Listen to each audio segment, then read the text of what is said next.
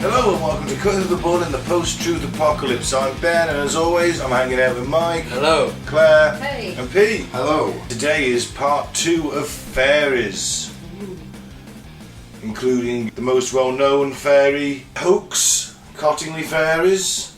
Right, okay. Forward Arthur Conan Doyle, you know, bloke who wrote Sherlock Holmes. Yeah. We'll get into that. First we're going to finish off on the various types of fairy. There's only 3 or 4 left, isn't there? But first, actually, no, because we're going to read out some new returning listeners. We're going to do a selection of them. Krakow in Poland, Tehran in the Islamic Republic of Iran. Wow. I'd be careful if I were you, mate. Don't go listening to us. Might get stoned. Giza in Egypt, Tokyo, Japan, Charlotte, North Carolina, Perryville, Missouri, Tirana in Albania, Guadalajara, Spain, Federal Way in Washington. Oh man, I thought it's not where the White House is, that's Pennsylvania Avenue. Federal Way sounds governmenty. Was a bit, doesn't it? Yeah. The CIA. Oh shit, I hope the FBI, the CIA guy listening's enjoyed it. Dublin, Ireland, Milton Regis in the UK, Perryville, Missouri, Boardman, Oregon, Garland, Texas, Tallinn in Estonia, and Ashburn, Virginia. Thank you very much. Where's Estonia? Baltic, innit? Baltic state. Next to Russia. Oh, nice. Right, so last time we did the Sealy Court, we ended there, but we're going to start with the Selkie. Okay. Sounds Scottish. I believe it is. A Selkie is a type of fae that has the ability to change from a seal into a human being at will, which will be a fantastic party trick. Certainly would. Selkies occupy the seas near Ireland, although their exact location is fluid. They take the form of grey seals or great seals while in the sea, but they can also appear as human women or classic fairies. They tend to come out on important seasonal days such as Midsummer's Eve. Legend says that Selkies occasionally mate with human men, and some say that a man can wed a Selkie if he finds her seal skin on the beach and hides it from her. Where'd you say these are? Off the coast of Ireland. Yeah, things getting a bit desperate. I'm going to get a ferry over to Ireland. You know, When she finds her seal skin, she will return to the sea. So how can you wed her then? keep it from her, keep it hidden. Oh, Yeah. right. Oh, I got you. You put it in a safety deposit box in a bank vault In the Cayman in Islands. the Cayman Islands. Why not burn it? I don't know if that would release her then. Might do. But she might turn back into a seal. Yeah, they used Then to you a marry a seal seal. wife. As long as she gives good head. Well, I don't know. I don't know how well seals perform blowjobs. Any holes of gold? Maybe. But you know, I want to marry a kelp, you know, in a human form. Just hide her skin from her. Wear a skin. Wear her skin. Selkie. That's how most relationships end. Wearing someone's their skin. Alright. Right, Ben. Yeah. I mean, in amicable discord. Still got that chainsaw. No, I guess the flaying knives. No. Got rid of the chainsaw on Salford Sales, scrubbed it up. Sold it. Who wants the next one? Will-o'-the-wisp. Now, I'm sure that sounds very similar. It was a film, wasn't it? It was a Well, that's a cartoon, wasn't cartoon. it? Yeah. But that was Will-o'-the-Wisp, wasn't Yeah. Yes, it was. The will-o'-wisp is a type of fae that is seen on any body of water at night. They will look like a small firefly or flickering orb of light. Ah, so it's a firefly. Firefly, it? yeah. I think that Will-o'-the-Wisp film was actually a really good one, if I remember rightly. I can't remember it. I have vague recollections of childhood films. I don't remember that one. I do remember it, but I can't just think about. what it looks like or anything. I can't think what it was like, but I remember He was like a blue swirly thing, wasn't he? Oh, That's about all I remember.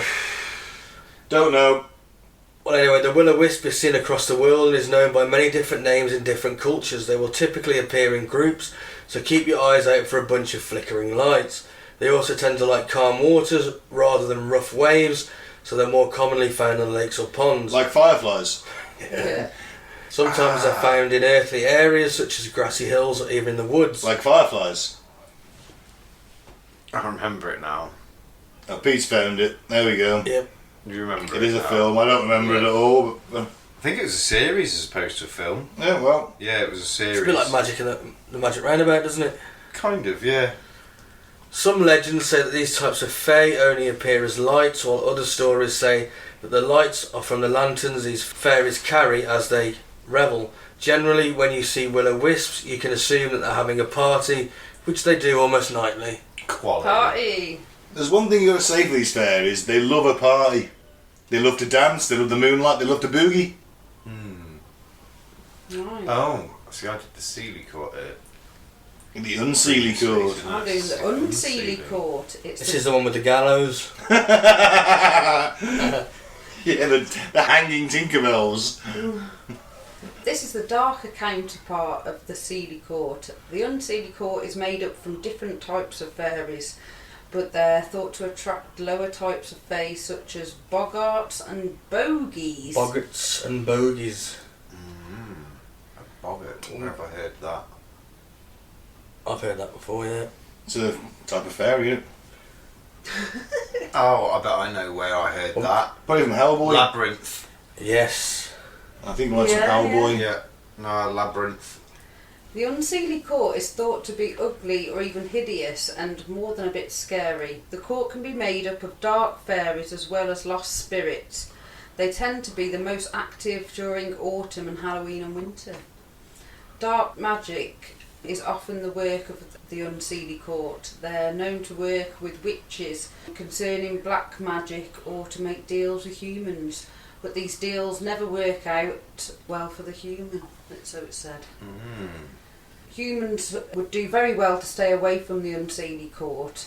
There is virtually no way to get along with them, but there are many ways to make them angry. The term unseely translates to unblessed. Even in the fairy world, the unsealy court is dark, dangerous and evil. Oh, so don't fuck with them then. So we shouldn't go out looking for them on Halloween.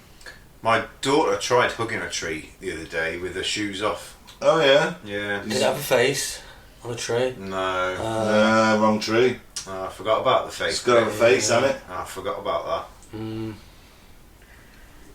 So it said the court travels at night on the winds. Members of the unsealy court can't reproduce, so they're said to steal humans and force them into joining the court in order to keep their numbers up.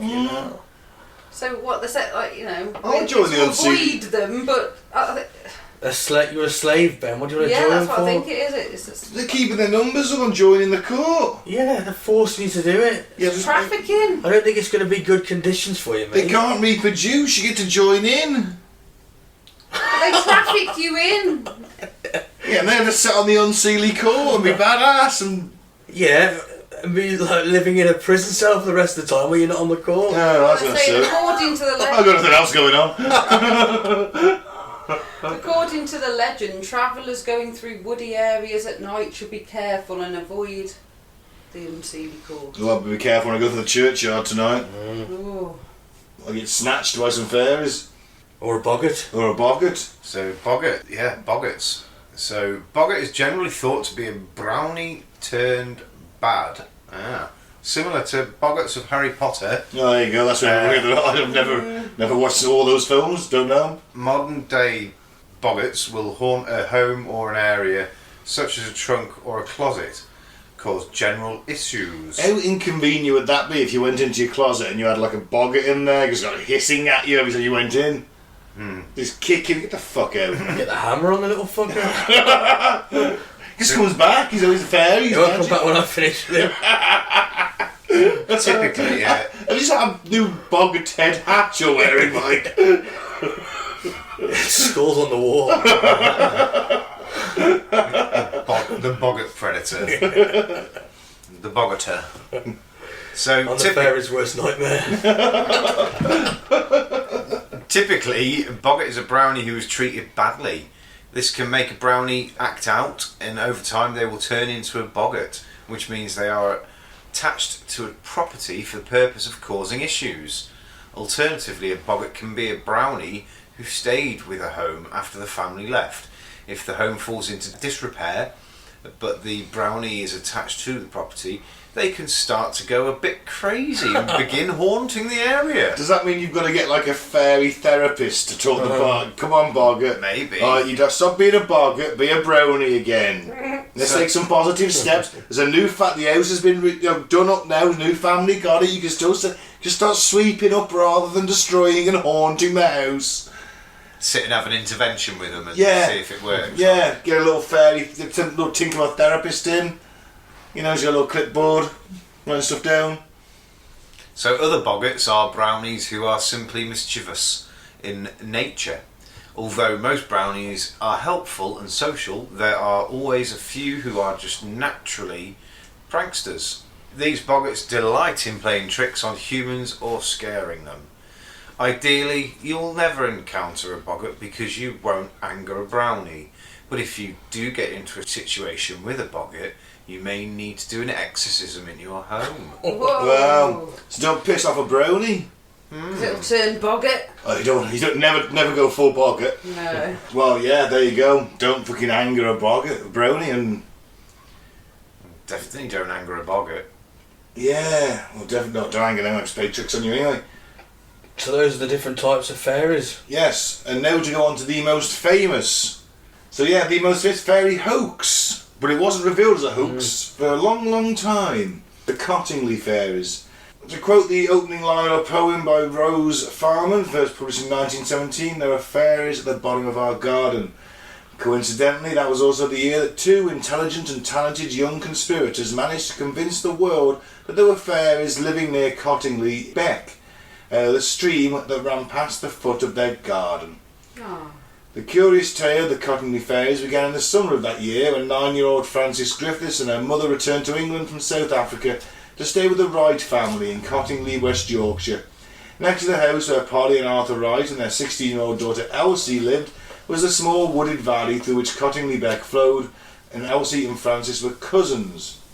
It still flows picturesquely over rocky outcrops, and it was the favourite sort of spot that children like to explore. You know, that kind of wooded little stream. Yep.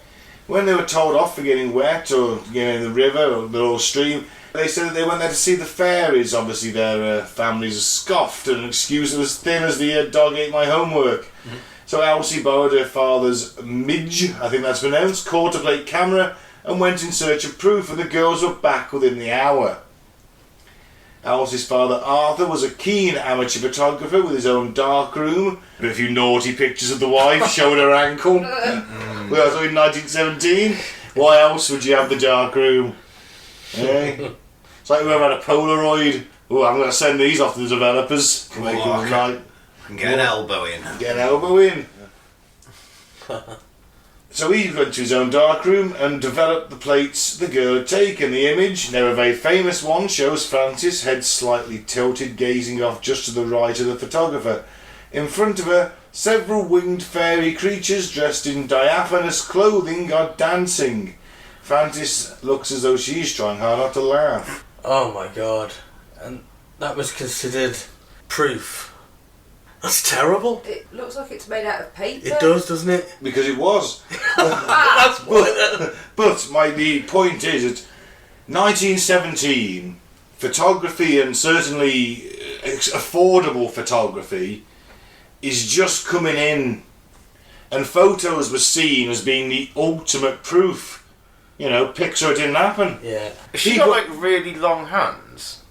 She does, doesn't she? Yeah. For a teenage girl, witch hands almost. The fuck?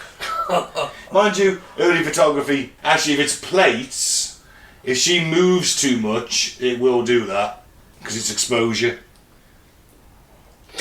She looks like she's got like some kind of beast hand or something. Yeah, she's You got, know like, what? witch fingers. You know what? Maybe she has got a bee stand. Who knows? I'm trying to be nice to the girl. But the fairy is so dodgy. I don't You know, can I look think at it these. looks real. I think it looks Yeah, real. but I don't think it was well real. In 1917, this is real. Get into the mindset of the people You at the telling time. me, you telling know. me that's fake? I am, I'm afraid. Nah, that's well real. Look at it. Those eyes are well convincing. Yeah. Look, it's even got definition in its calf muscles. It must be real.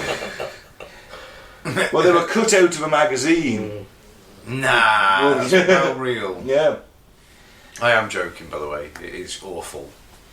Elsie had an interest in photography herself, a talent for art, and experience in retouching photographs. Arthur Wright was immediately suspicious, as you would be. Even when the girls came back in September with an impressive plate showing Elsie holding out her hand to a gnome-like winged figure, Arthur was unconvinced. He knew the girls had been up to something, he just wasn't sure how they'd done it. The most likely explanation seemed to be that they used cut-out figures. Arthur's instincts were right, although it would be decades before that was confirmed. Decades. Elsie's mother, Polly, who was interested in the Theosophical movement, took the photographs along to a meeting of the Theosophical Society in nearby Bradford. Apparently the subject of the evening lecture was fairy life, and the images appear to have caught the imagination and enthusiasm of the Society's supporters and one of its leading members, Edward Gardner. Seizing on an opportunity to promote the most important spiritual message of the Theosophists, that humankind was undergoing a process of transformation that would eventually lead to the perfection of the species, Gardner claimed the two images were supernatural proof and that great metaphysical changes were happening, because that's what you jump to when you see these pictures, isn't it? That picture looks worse than the first It one. does. There's two, isn't there? The fairy looks more convincing. Does it? Yeah. Of course, still into me. In some It's way. more see-through, No, it though. looks more convincing than the first fairy. I'll give you that. It does. I mean, he's got that gnome has like some really bug eyes going on. It's like a Steve Buscemi gnome. It's clearly like an origami face or something. Yeah. Isn't it? Yeah. The other one does look more convincing. Yeah. Except it Shit, still fair. looks Shit. unconvincing. Now, the photographs were examined by photographic expert Harold Snelling, who confirmed them as authentic images of what was in front of the camera. But, hey, it's 1917. This is new. It's new to a lot of people. I mean, obviously you've always had the big box things, but photography in your own home was a very new thing. So it says he's a photographic expert. He's just going, yeah, well, the picture's fine. There's nothing, whatever he took a picture of, it was there. Yeah. Whether it's a fairy or not, he's not commenting on that, is he? He is not. You just say whatever is in the photo is in the photo. Basically, Yeah. I think they've just staged the photo, haven't they? With the Clearly, yeah, they've What? just... It's already said that they were good at art and whatnot. That they've only had to draw it. Oh, they cut them out of books. However, the images appeared in a spiritualist magazine where they caught the eye of Sir Arthur Conan Doyle, Sherlock Holmes fame. A believer in spiritualism himself, he was about to write a piece on fairies for the Christmas edition of the Strand magazine and asked Arthur and Elsie for permission to use the images. Now, his own credulity in this and other matters still remains a bit of a mystery, because he had been apparently fully taken in by the Piltdown Man fake, and since neither Piltdown Man nor the Cottonley Fairies will be revealed as fake since after his death, he presumably went on believing in the truth of them until the day he died. The thing is, spiritualism is very, very popular in times of war or just after major wars. And World War One is just ended. Alright, at this point, lots of people have lost people. Brothers, fathers, sons, husbands, uncles, third cousins twice removed. And, everyone wants to communicate with them. It was the same after the American Civil War when it really took off and became popular for the first time. Ouija boards were invented not long after the American Civil War as a way of contacting dead relatives. Lots of vulnerable people. Lots of vulnerable, grieving people. Yeah. The Cockney Fairies were fakes, beautifully drawn images of fairies, probably created by Elsie and staged and photographed by both girls. They had been copied from images in Princess Mary's gift book, published in 1914, and then had wings added to them, held upright with hat pins. They were sufficiently plausible to be accepted by Arthur Conan Doyle and many others. 3 more fairy images were taken, the final one, fairies in their sunbath in 1920. Perhaps the timing had something to do with the way the images were so readily accepted. The horrific reality of the 1914-1918 war would leave people desperate for a different world, a world in which there still might be the possibility of magic. Arthur Conan Doyle's own son was a victim of the war. Oh, shit. You know, so he's obviously lost a huge part of his life, and he's looking for something that's not so shit. Because let's face it, the First World War was shit. Yeah, very shit. You know, no war's good, but that one was particularly shit. Yeah, you want something else to talk about? Oh, it's in this photo. Fairies. Yeah. Goddamn fairies. During the 1920s and 30s, fairies, gnomes and other supernatural creatures would be popular subject for mass market prints, pottery and ornaments. As cinematography advanced, the fairy tale cartoons of Walt Disney captured the imagination of children and adults alike. People continued to believe in the fairies because they wanted to believe in them. They wanted to have the faith in the girls and the story they told. And somewhere in a forgotten corner of a green and pleasant isle, supernatural beings still lived their secret lives revealed only to a select few. And that does sound absolutely lovely after 10 million people have died. Yeah. Doesn't it? Hard, though, it is to believe, because let's face it, these aren't the most convincing of pictures. We've sat here and commented on them. Listener, you can go and check them out for yourselves. Debate on the authenticity of the Cottonley Fairies continued well into the 1960s. Fucking hell. Television opened up even greater opportunities for investigative journalism in the following decade, and the images came under greater scrutiny. However, they were not entirely debunked until the 1980s, when Geoffrey Crawley, the editor of the British Journal of Photography, undertook a major investigation concluding they were both fakes. The cousins, however, were still both alive in the 1980s, and finally Elsie confessed to the hoax, probably with some relief, in 1983. Year I was born. Yeah. What had undoubtedly started out as a clever stage-managed bit of fun suggested by Francis had got seriously out of hand. The cousins themselves were astonished at how readily people of the calibre of Conan Doyle had accepted the images. Yeah. Perhaps not wholly wanting to relinquish the story, Francis maintained all her life that fairies and their sunbath, the fifth and last image, showed real fairies and not fakes. Have we got that image to look at? Didn't look like it, did it? No, we'll have a quick check for that. So yeah, we just had a look at it, and yeah, it doesn't look... It's the best out of the other ones we saw, wasn't it? Well, Yeah. yeah, that's a practice, haven't they? Yeah. Most convincing one. Yeah. It's an interesting thing. I mean, there's still people out there who fucking believe in that. Don't get me wrong, some people think that that's real. Well, she maintains that the fifth one's real, Yeah. doesn't she? So she's left some hope for the believers, I guess. Or a great-great-grandchildren's financial income. Because, oh, my great-grandmother took those pictures and she always maintained the last one was real. I think she was in communication with the fairies, and so am I. Get on the scene, get on the circuit. I also see aliens.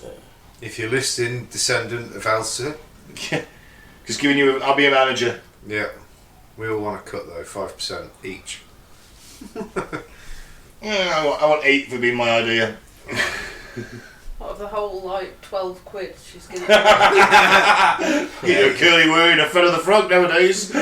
Any money in my pocket's better than somebody else's. Yeah, the Cottonley Fairies. I think the big thing, this is Sir Arthur Conan Doyle, supposedly a very clever man. Oh, he had a good imagination.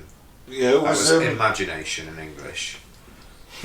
taken in by this. You'd need some good imagination with that first picture, wouldn't you? I'd say. Well, think of the things he might have been taking in them days.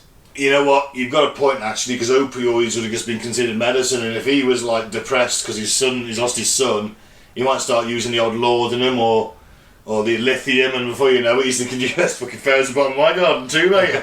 Oh, that's a brilliant looking fairy! Fucking brilliant! I'm alright about that, yeah.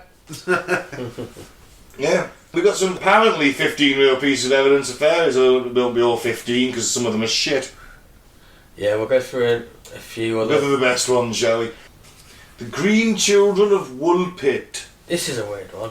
Oh, you I've can heard take of it. this before. They look like little Shrek babies, See, I've don't they? heard of blue children, but not green ones. For over 9 centuries, people young and old throughout the world have been mesmerised by a story that could have proved the existence of fairies or fairy-like creatures many hundreds of years ago. No one knows whether it's true or not, but the fact that it's a story told in many parts of the world means it might just have some truth. As outlined in a 12th century book by William of Newbury, History of English Affairs. 2 children, supposedly siblings, turned up in Woolpit, an English village that gets its name from pits dug to protect towns from wild beasts. Having 2 children enter the town is not strange, but it is when they don't speak a language anyone knows, have green skin the colour of leaves, and wear clothing that no one has ever seen before. Oh, the plot thickens. When the children are offered food, they were confused and preferred to eat raw beans for months. Slowly but surely, the fairy-like children started to blend into the village's way of life. After being baptised, the boy died. Oh God! Devil child! But his sister thrived. She learned how to speak English and even started eating different. She lost her green colouring soon after.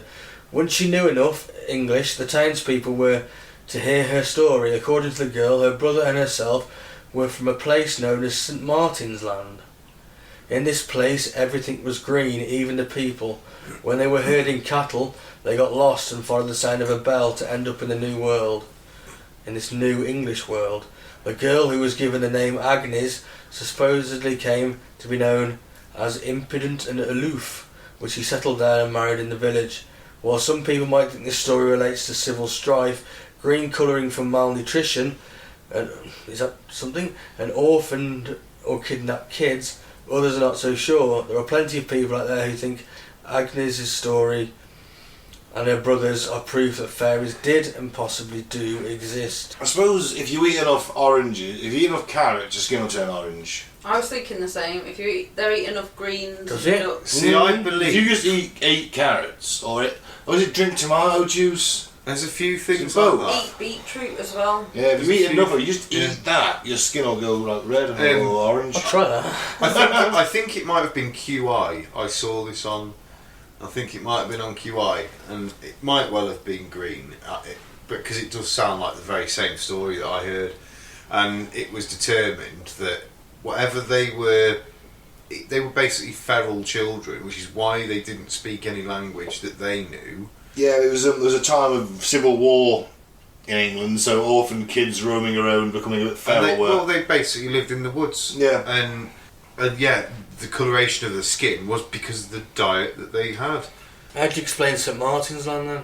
Maybe that was just her own little imagination from. I just think it was an alternate dimension that she slipped through, her and her brother. Maybe the town was called St. Martin's and it was like quite a long way away, but it wasn't there anymore.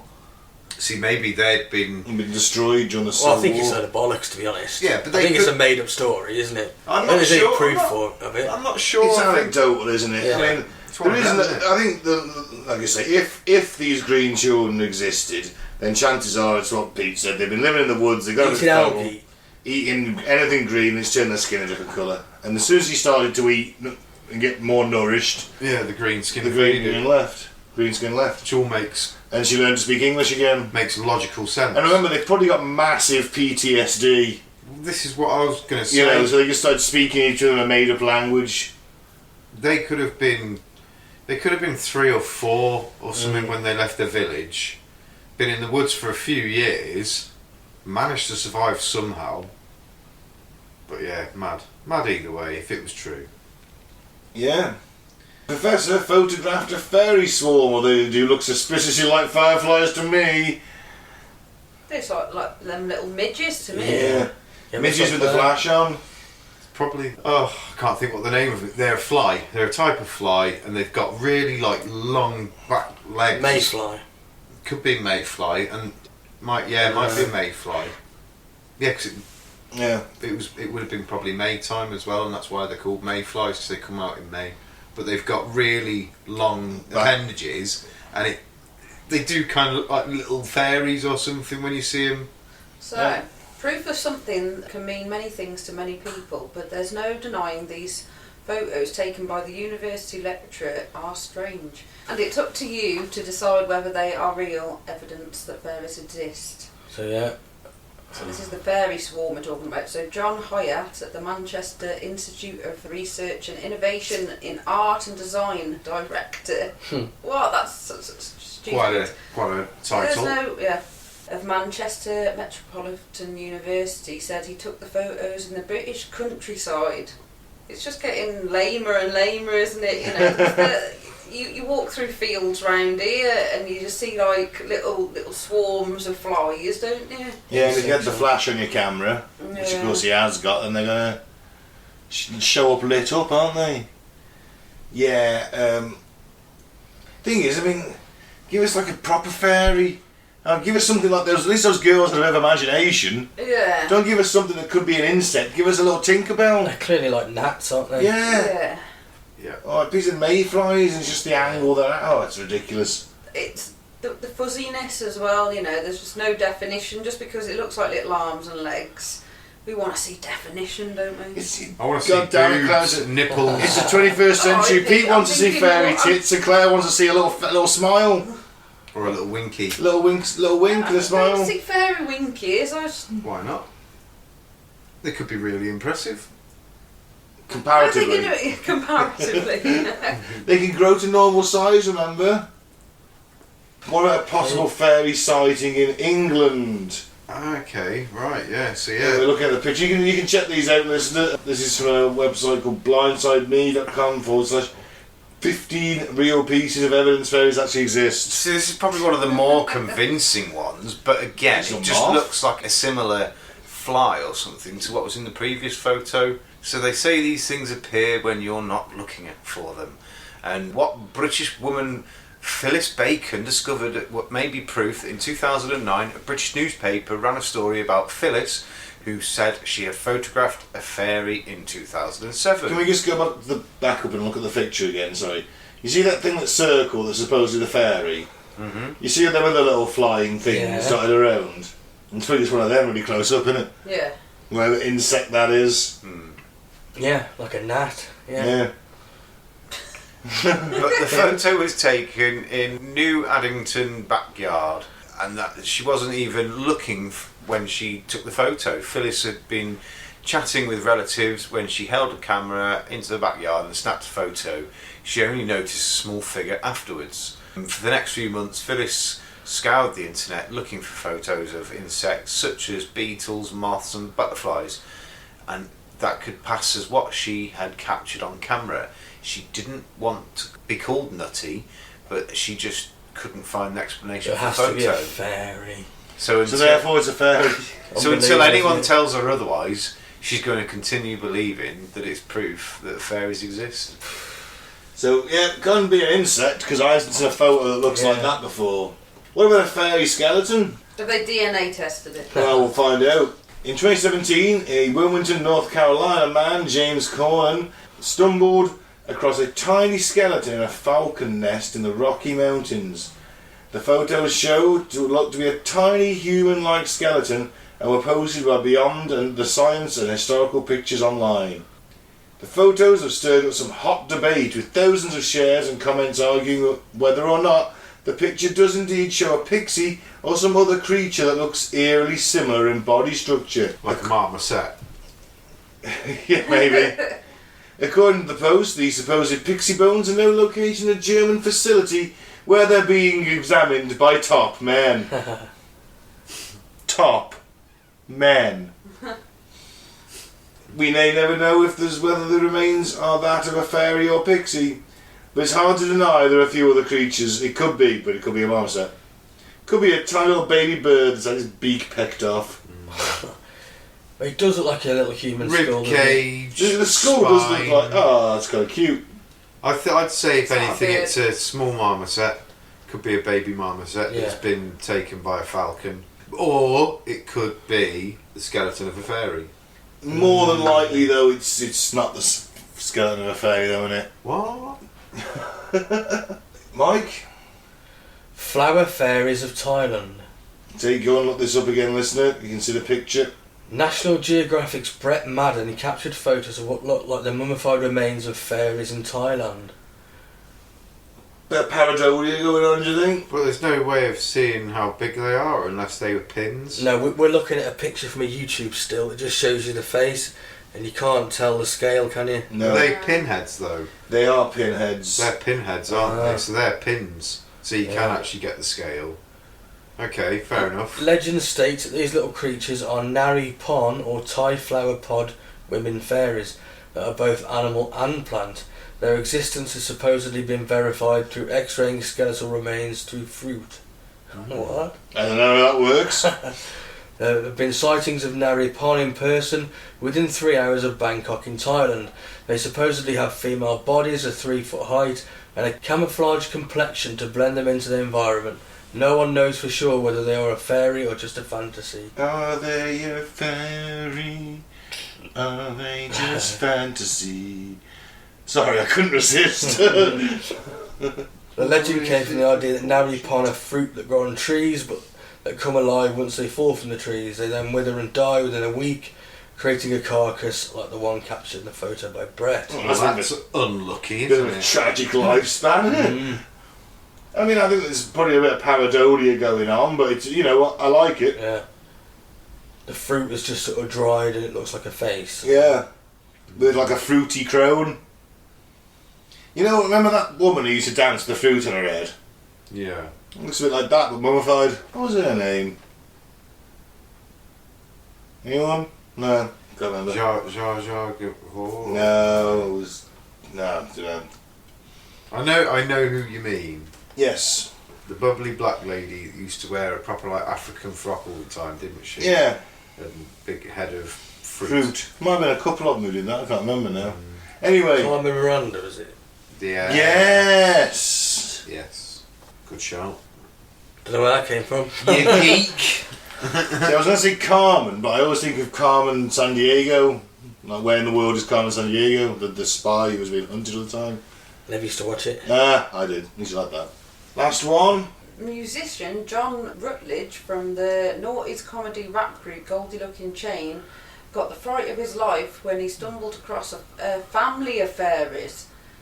John had been out walking in the countryside in Newbridge, Wales. When he snapped a summer photo of the nature with his dog in the foreground, he thought nothing of it, but then he noticed something in the photo later. Fairies. Among the grass and the flowers, he saw at least 7 flying creatures in a small group. They appeared to have arms, legs, wings, and were around 1 inch in height. They were also translucent in appearance. I just want to point out Goldie Looking Chain probably did a lot of drugs. Yeah. So yeah, of course he's going, yeah, the fairies, solid evidence. Yeah, that's what he's saying. It's solid evidence that fairies exist. Yeah, right. Again, I can't see anything on the photo at all. I can see little things buzzing about. They look like gnats. Yeah, yeah, they look just like gnats, funnily enough. But no, apparently it's a family affair. We've been very sceptical on this particular part of the podcast, but listener, please go and look at the photos, and you can see and go, well, you know what? Judge it for yourself. They could be gnats. They could be fairies, but more than likely they're gnats, though, aren't they? Yeah. A lot of them in the countryside. It's a bit, you know. There's a nice little open meadow there, the sunshine, it's a summer's day, they're just buzzing around in a little swarm. You see here? These. Right. Yeah, that's a fairy I suppose. Did you love to dance though? If you're looking at the size and things like that, right, they could be the size of a small bird. You want to bet the dog's right there? Yeah. Look at It's the not dog. Clifford. No. He's big. He's No, that to moths or me, something. that to me looks like a retriever. Yeah. Yeah. Retriever's good Medium-sized dog. medium-sized dog. Yeah. So if you look at that size of that, you put that next to the dog, that's probably that big. So you're talking the size of a small bird, size of a fucking sparrow. Nah, Birds it's way don't- smaller than the sunflowers that are in the picture there. Sunflowers are huge. They aren't even sunflowers, just weeds. Oh, they're weird. But no, do you know what I mean though? If you put one of them next to the dog, Nah, I think it's going to be a good just the couple way the of... light's reflecting off it, isn't it? The sun, you can see the sunset coming in. The Well, it's light's very reflecting hazy off photo. it. What For I'm Christ's saying sake. is, it tells you that perhaps they're not just little gnats or something, because they do look fairly big, and if the size ratio is anything to go by, they look a good couple of inches wide. Alright, okay. Those are all flowers, yeah, around there. The dogs come for a sniff. There's a bunch of butterflies who got fucking startled and gone off. Yeah, And the sun's at them. that's more And than they look a likely. bit translucent. If they were anything but flies, yeah, that dog would be like, what the fuck, straight on it, wouldn't it? More than likely, yeah. Yeah. No, probably, Unless dogs communicate with fairies, Claire. that could just be like an unusual amount of butterflies to be in one place at one time. Yeah, you got couldn't them it? flowers there, look, and it's, they love that shit. It's just Lame. unusual to see that many butterflies, isn't it? Yeah, I'm with Claire. It's a bit lame for me. Oh yeah, I was just trying to. Remember, devil's bit of- advocate. I was trying to, look at it from a different perspective. remember, kids, guns don't kill people, rappers do. Listener, it's up to you to go and decide, isn't it? You have a look for yourself. That's it. See what you think. You Right, decide. that's the last part. Is how to find fairies in your home. Oh right, we'll give it a go. We'll We'll tear this place apart looking for them. So hey, get a knife, cut the sofa open. Give you some feedback. I'll get the crowbar out, get the Aye. floorboards up. See, you've got to open your third eye. I'll get Laura around. No, my third eye would go for a shit, mate. I was thinking of Big Bellend and me Jap's eye, to be honest. Not me big brown eye.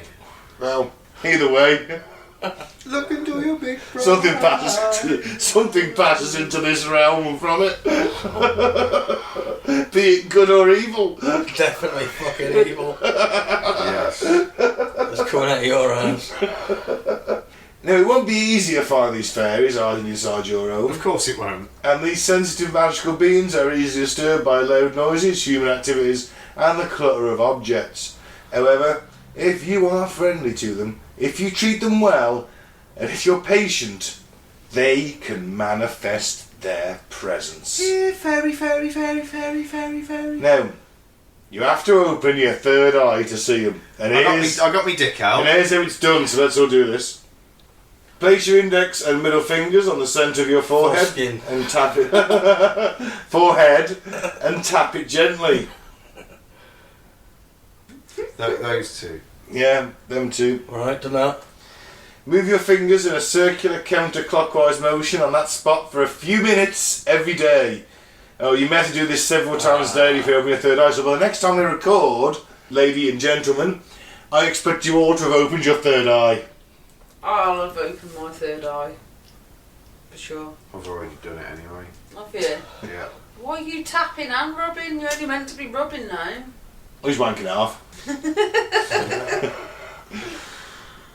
Then you go to your garden and look at the plants and flowers where fairies usually stay. And once you see them, it means your third eye's opened. Well, if it's that fucking simple, let's do it. We record in a week, yeah? A few minutes every day of tapping and rubbing your forehead. See, it doesn't say anywhere about rubbing, A circular counterclockwise motion. but it says tap your forehead, and then it says move your fingers around the circle. So I'm saying it's telling you to tap around. Oh, whatever. Just I'll do that. That's I'm how just I gonna- interpret I'm just going to that. gently Could be. turn this to. I can feel something happening. It's incredible. So I feel inner peace. There's a fairy over there. I mean, now, once you begin seeing these fairies, you can interact and even play with them. Sweet. Most fairies are happy, friendly, and playful magical beings, and as such, they love to be in the company of happy people. Oh, there's something in them about. Do you think they'll get their tits out if you're nice enough to them? So I don't want to see like little fairy boobs. I just intrigued. Pete, they can grow to normal size. They can be normal size boobs. Well, that's even better, isn't it? If they're willing to get them out, then surely they'll be willing to make themselves big and then get them out. So. Well, they love to be in the company of happy people and live in quiet and peaceful places. Yeah, they won't want to be in this flat like with Chester about. A fairy guts on the floor. Oh man, that's what happened to Tinkerbell. You will know when you're in the company of fairies when you feel a tingling sensation, and once you feel this, say hello to them and offer them your friendship. They usually manifest as little balls of light with a slim, human-like form. Think of Tinkerbell in Peter Pan. That's exactly how a fairy looks like. Or one of the many fairies. See, Yeah. if she was life size, well fit. You may stretch out your arms. She looks a little towards bit them. like Amanda Holden. Yeah, she looks like she's had multiple facelifts. Telling me you wouldn't. No, I'm not saying I wouldn't. I'm just saying it's very clear there's very little movement in that face nowadays. They've got a mermaid look about them as well, all the faces. Yeah. They all look similar. I'm getting a Vietnamese vibe off that particular illustration. She's got the Chun-Li hair going on, that's why. Yeah. And you may stretch out your arm towards them. Don't be surprised if some of these fairies come hovering over your body, and you will feel a ticklish sensation when they do. It's a clear sign that you have been touched by fairies. Show me where they touched you. I want a fairy to touch me, and I'll see if I can fly like Peter Pan. Oh, look here, it says that they could be living under your bed, Pete. Yeah. Are real fairies and pixies living under your bed, so be careful when cleaning under there. I'll never do so. I can't. Fairies feel safest living under a bed.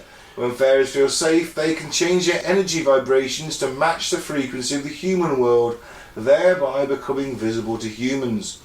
When this happens, they make sounds you can hear, create footprints that you can observe, and you can touch them too. But realise that when they are in this visible form, they are the most vulnerable to getting hurt by humans. So don't get your fly swatter out. Ah, bugs! So, something as simple as careless cleaning under your bed can harm the fairies that live there. Oh. It's a good excuse not to clean under your bed, isn't it, eh? Why haven't you cleaned under your bed today? Yeah. I don't want to kill a fairy. Yeah. Now, in the wild, fairy presence can be easily determined through the following signs. Little poos everywhere. Yeah. Little clothes and a gangbang going on by the sounds of it. There is a certain calm or sweet feel to the environment. The breeze blows gently. When in the forest, the rays of the sun passing through the leaves and branches of each tree cast an unusual magical play of light and shadow. When fairies are near, you will feel childlike, happy and carefree. There are strong wafting smells, the kind that come from sweet-smelling flower arrangements or bouquets. And smelly feet. If you are with other people while in natural surroundings, such as a forest, the foot of a hill or mountain, or waterfalls, lakes or ponds, you will feel a close affinity with all that surrounds you, appreciating even the smallest ferns or pebbles. If you are highly sensitive, or if you have psychic gifts, you may even hear tones or a music beat that is appealing and easy on the ear. Right. That's just cool. There are other ways to see fairies, your companions while you're outdoors, with the ones mentioned are the most common signs that are easily recognisable. But what about indoors? The art of attracting fairies to your home. Right. Attracting them. Attracting them. Get one of them. Get a tiny load of dildos. Yeah, once you've opened your third eye and you can see them, then you track them into your home, don't you? I was going to say one of For those what rainbow purpose? flags on the door. No, that's just to support trans rights, Pete. Looks like it's going to be fairy pie tonight, kids. Meat's back on the menu. Man, you need some fairies to make a pie though, wouldn't you? Fairy pie. Now what you should do is place small indoor plants in your home. They don't have to be expensive, but all that's important is for the plants to be alive and fresh, So not dead. Can't be plastic ones. No. 1 to 2 small potted plants will do, but if the plants have fragrant blooms or leaves, such as lavender, even better. But it's not necessary to have fragrant plants, they just smell nice and fairies like them. What the fuck? Use the windows to let fresh air and some sunshine into your house. Oh, thank God for that. Open the windows, I was going to smash my way through a wall. I'm glad they told me. Use curtains made of light materials so they won't completely block the sunlight. There's definitely no fairies in my room. I've got blackout curtains. Minimise your use of appliances that emit strong energy waves, such as the microwave. I just imagine a fairy in a microwave now. Let me out! Yeah, it just pops. And remember, avoid frowning as much as you're able. Fairies like it when you make them feel welcome. That's you buggered them, Ben. It's a natural face for me. Rest in bitch face. Yeah, pretty much. I'm joking. Yeah. There we go. So that's how you get fairies into your home. Fairies in the guys. home. Open your third eye, get some plants. Do some meditating. Oh, there's one more way to do it. Oh. Make a fairy chant. Oh, wow.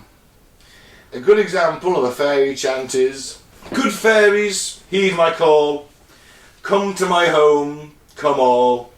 Sing, dance and play, for you are welcome to my home today. Should we say it a few times all together, see if we get a fairy come? No, it's not light enough, it's going dark now. There's no plants. We haven't opened our third eyes yet. Yeah. That's a different way though, isn't it? You don't have to open your third eye for that. No, if we want to see them, then we'll have to. So there you go. Fairies. Fairies, boom, done. Are we believers? No, not judging the evidence. Yeah. No. I prefer I love the mythology though. Want to get me a kelpie? Get me a sexy seal woman? I mean a sealy. Selkie. A selkie. Silky, sorry, not a kelpie, that's a sexy water horse. Yeah. Yeah, one of them too, why not? I'd be too worried it'll turn into a seal halfway through the sex. That wouldn't be good. You still finish. I've started, so I'll finish. Probably finish even stronger with all the noise they'd be making. Yeah. Good help me. Put your finger in his blowhole. Oh, I was thinking of something else, but yeah. They're mammals, aren't they? They've got a blowhole. Don't know. Yeah, they're No, mammals, they aren't don't. Yeah, they do, don't they? They got a nose. they? No, put the finger, well, whatever. You just put your finger up its Stick blowhole your then. finger anywhere. I'm just thinking of dolphins. Yeah. No, dolphins are sexy. Alright then. They're the sexy fish of the ocean. Exactly. Rubbery, like latex, aren't they? What do they feel like? Oh no, I've never touched a dolphin. I just thought you were being racist there. I thought Claire was hanging around with some BDSM dolphins. I feel like latex now, that's a gimp mask. What do they do? They feel rubbery. So yeah, fairies. I love the mythology. That's awesome. Love all the different types. Love the little sealy court, the unsealy court. That's all sweet. I'd love to meet a fairy. Sadly, I think they've been Wiped out. I think they've been wiped out by the relentless march of human construction. Been wiped out by Vladimir Putin. And Saddam Hussein and Colonel Gaddafi and all the other fallen dictators. Hitler. That's why we've never seen them. They were around in the 20s, and then Hitler came along, Oh, do you think he wiped out all the fairies. I know, but they were mainly in Britain, aren't they? There's loads in Britain. You never got here. Battle of Britain. The fairies are flying Spitfires. Yep. Wow. They were the Spitfires. That was just legend. Ah. So you know You know what? I love that. Yeah. Chinese whispers kind of goes, Yeah. isn't it? They started out as little fairies and they ended up as Spitfires. Yeah. I like it. Claire? I can't see it happening. No, clearly not. What a comic. What do you think about fairies then, Claire? Well, they're just not real, aren't they? They're all. It's just the folk tales and that, isn't it? But they're cool. They're up there with mermaids, aren't they? No, they They are. can fly, Mermaids don't are a type of fairy, technically. They're a type of the fae. Yeah. They're in the same category. Do you remember years ago there was a documentary, and it was on a mockumentary, a fake documentary on Discovery about mermaids, and it took a lot of people in. And it wasn't until you watched till the very end and you said, "Oh, by the way, that was a fake documentary." I don't think it even says at the end, but I'm not sure. I don't know. You know what? Fuck me. I watched the fucking end sequence to Ghost Watch. You remember Ghost Yeah. Watch, the show that was aired once only on British TV? scared the shit out of me when I Oh, watched it. mate, I watched it the other night. Just came across it on my YouTube recommendations. Fuck me, it's still scary. Pipes. You're like, fuck me, this is terrifying. The poltergeist. Yeah. The flying fairy has got to be the best out of all of them, hasn't it? Because what person doesn't want to fly? Typical kind of Tinkerbell fairy. Yeah. I'd like to fly, wouldn't you like to fly? Yeah. Don't want the wings though. I want to fly through Yeah, like well- Superman measures. I just think about it and float up. No. I suppose the Talking wings about would fairies, not Superman. Yeah, I don't want the wings. would It's not- expel energy, wouldn't it, I guess? I don't want the wings. I'd like to fly, but without the wings. Yeah, but Think how big your wings would have to be. I know. They'd have to be like 12. You'd have a Yeah. 12-foot You'd have to- wing. you'd have to You'd get have them like a attractive. 20. You'd have like a 25, 26-foot wingspan, wouldn't you? To be able to think about. For a human, yeah, Yeah. totally. Yeah. Yeah. Because the wingspan has to be proportionate to the size of Well, they're the... telescopic, body. obviously. Well, they're magic. Fairies are magic. Yeah. So what's the point of the wings then? The magic You wouldn't wings. want to fly somewhere. I don't. I get off the ground. My point is, if you've got fairy wings, them wings ain't flying you fucking anywhere. They wouldn't be able to pick you up. The They magic pea. wouldn't- Yeah, so what's the point in the wings? If it's magic that makes you Oh, fly, yeah. just fuck the wings off and go with Ben's want and say, fuck the wings, just fly like Superman. Peter Pan. Yeah. Yeah. Yeah. So the wings are completely redundant. Yeah. They're bullshit. They're just for aesthetic purposes Oh only. shit, wings! And how are you going to sit down with them, even if they are telescopic? It's going to like give you a pain in the back, isn't it? That's it. I mean, If you they were can't. totally You ain't gonna magically sleep. disappeared. Well, This is- all over the night, you break your wing, wouldn't you? That's This it. is why you don't see birds sitting down. They do, don't they? No. They perch, don't They they? perch. They don't sit down though. You don't see them sat on the floor rolling a doobie going, "Ah, mate, yeah, sound." Well, it's the lack of opposable thumbs as well. Isn't it? Alright, still, they could probably pack a bong. You know what? They probably could. If someone put it in there for them, they could pat that shit down. Yep. I'd have fairies to pack my bongs in, definitely. Little bong fairies. Yeah.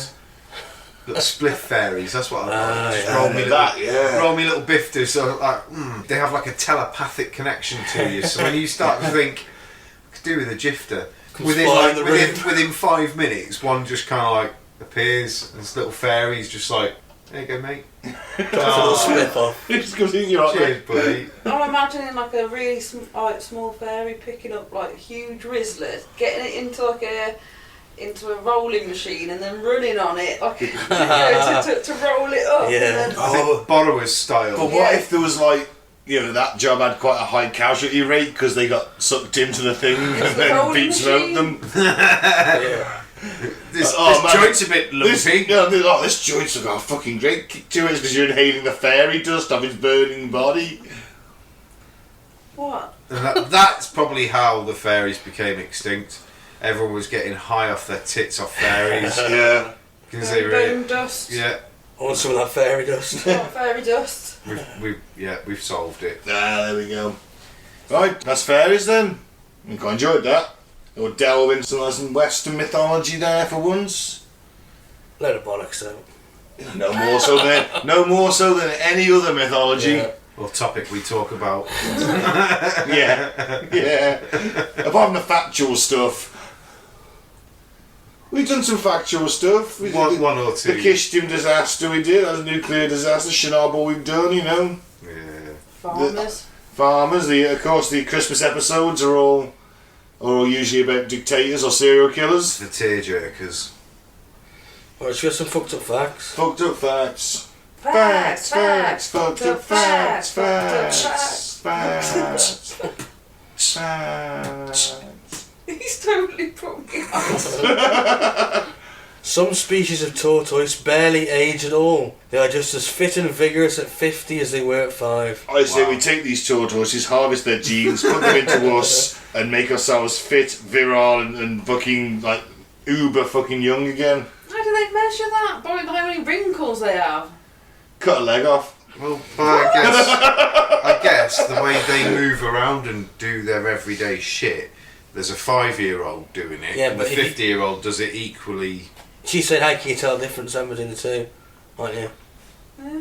Oh, what? Which one's 5 and which one's Well, no, 50? you can mark them up, couldn't you? Yeah. Mark You just spray paint the shells, yeah. No, because their shells have rings like a tree. Mm. So when you actually look at the shell, each time it grows, it forms a new shell, and they do have rings. Each like little section of a shell has rings in it.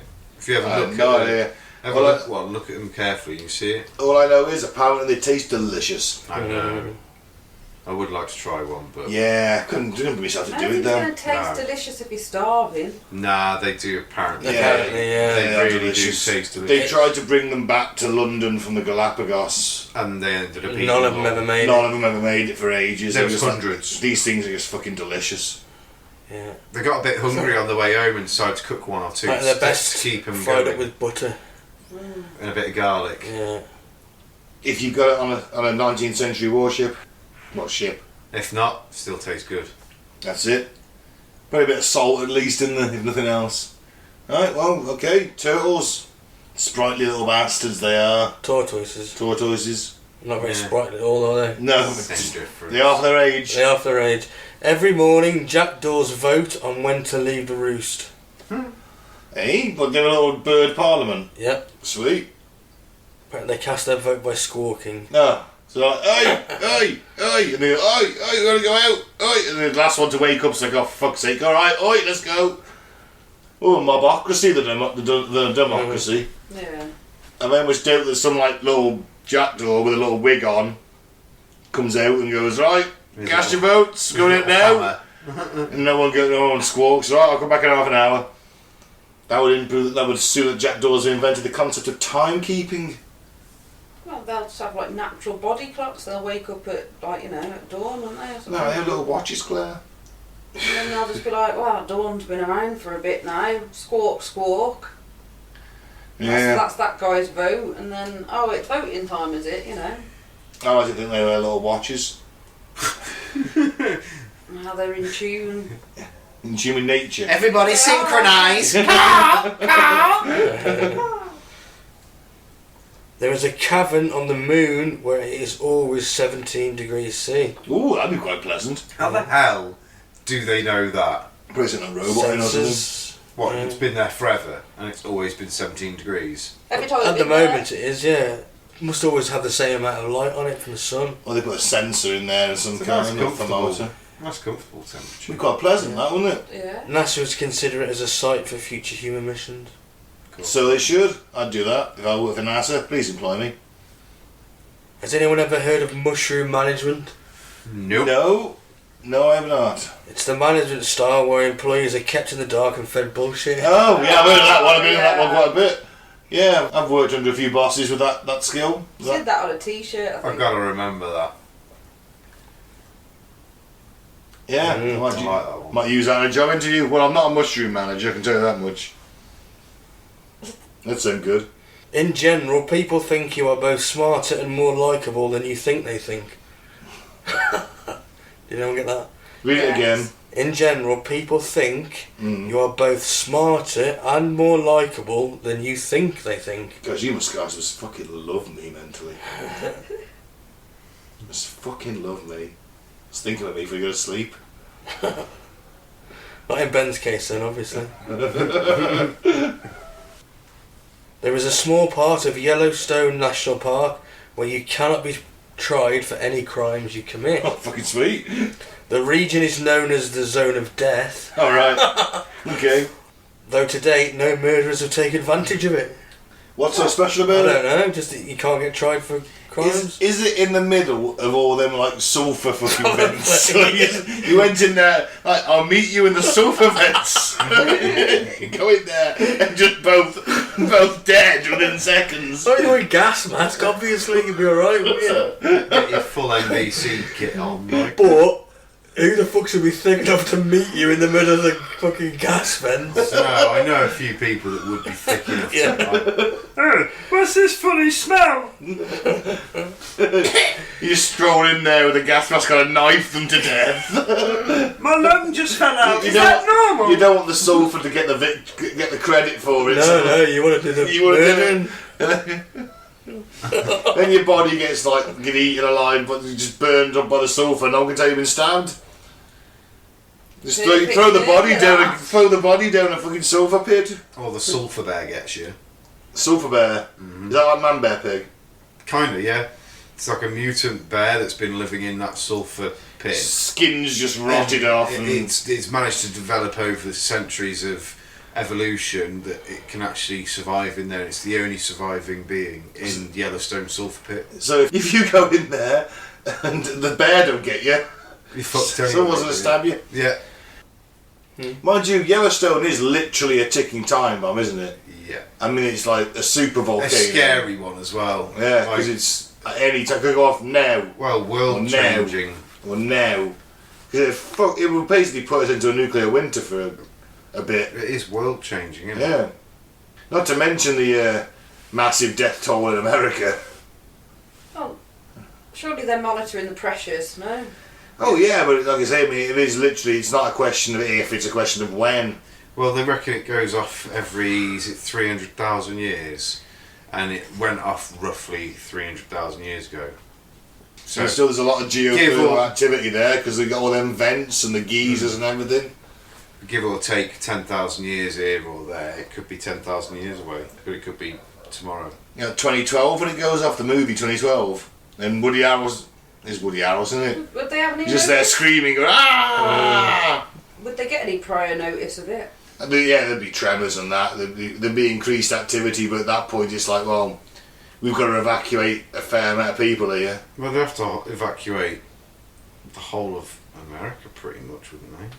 Or at least make sure they've got supplies and they're bunkered down, yeah. Send them all down to Brazil and places like that, and they'd survive the blast, etc. And But it's just time, innit? You always got to get people caught up there. I don't know, it would be a big one. be a massive fucking disaster, wouldn't it? Yeah. Go on, Mike, carry on. Cheers Cheers us up. Yeah. Over the last 70 years, the United States has lost at least 3 nuclear bombs. Yes, they've lost more than that. Actually. We've lost where? them. One over Spain. No, hang on, no, sorry, that crashed. And that was only 7 of the 9 safety fuses failed. One over North Carolina, definitely, so they bought the land where they lost it. One in the sea, I think. Maybe off the coast of Ireland in the sea. I've got an episode planned on this, actually, about the times we nearly had accidental nuclear Armageddon. It's coming up soon. Might be a Christmas episode. Maybe a Christmas episode. I don't know, we can think of something darker than that for Christmas. Alright, we'll end on this one. Mel Blanc, the voice of Porky Pig, specified in his will that his epitaph should be... That's all, folks. Well done. Ah. That's on his grave. Or is Nice. it? That's all, folks. I know that was shit. But You know Mel Blanc? The Who is. Oh, that's nice, though, isn't it? Yeah. it's a bit like when Jimmy Savile put on his grave, like, nice while it lasted or something, wasn't it? Yeah. Yeah, I don't look at. He hasn't had the same cultural impact that Porky Pig's had, though, has he? I was just Well, he has, just in a It's the darker only way. person I could think of Yeah. that put like a very true kind of reference on the crap. gravestone. Who had I Told You I Was Ill? Freddie. No. Oh, God, old British comedian. Monkhouse, No, shit. Tommy Cooper. No. Shit, he Les did that. Dawson. He wrote a couple of films about his experiences in the war. Spike Milligan. Spike Milligan. Yeah, I Told You I Was Ill. Yeah, Spike Milligan had I Told You I Was Ill. I like that one. Yeah, he was good here, wasn't he? Apparently really popular in Albania. Really? Yeah. Statues of him out there. There's only Some Western Albanian listeners now have to let us know how big is Spike Milligan there. I'm sure that they used to love Spike Milligan. Cool. Because he was the only Western comedy they got. So yeah. And there's a fucked up fact of my own. Yep. Thank you for listening. You can follow us on Facebook at Cutting to the Ball in the Post Truth Apocalypse. SoundCloud and other podcasting platforms are Cutting to the Ball in the PTA. And YouTube is Apocalypse Ball. I've been Ben. Thank you very much for listening. Don't drink the Flavour Aid and don't join a cult. I've been Mike, thanks for listening. Peace out. May the force be with you. I've been Claire. Keep an open mind, but not so open that it spills out your ears. And I've been Pete. Aim low, shoot high.